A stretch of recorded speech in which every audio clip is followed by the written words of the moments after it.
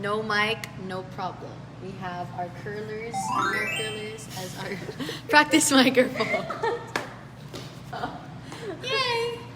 So guys, curl your hair right now. Curl you na. Oh! So guys, this is how the tutorial goes. You want your hair very smooth.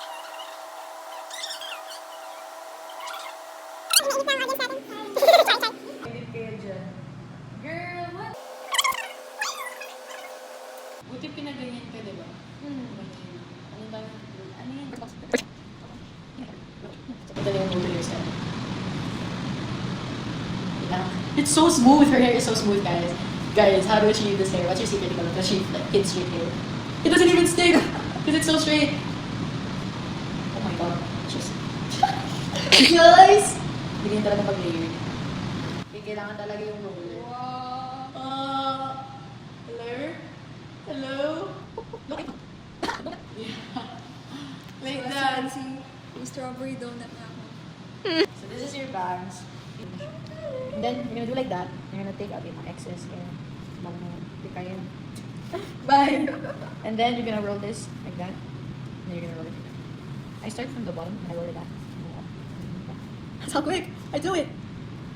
Done. And then with the side hairs like this. Go. That's how quick it is from the inside. Go. When you do your skincare or whatever. Diba? So yan yung, ang saya mag-skincare, tapos nakaganto yung buhok mo. Tapos ginagawa mo lahat ng ritual.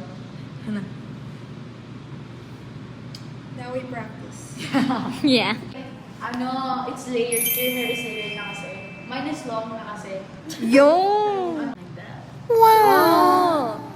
Yeah, like that. So you can achieve the like this, the swooped in, yung pagka-spin straight.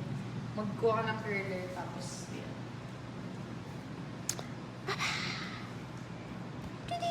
Try mo nga yung buhok mo, tanggalin. Di yan.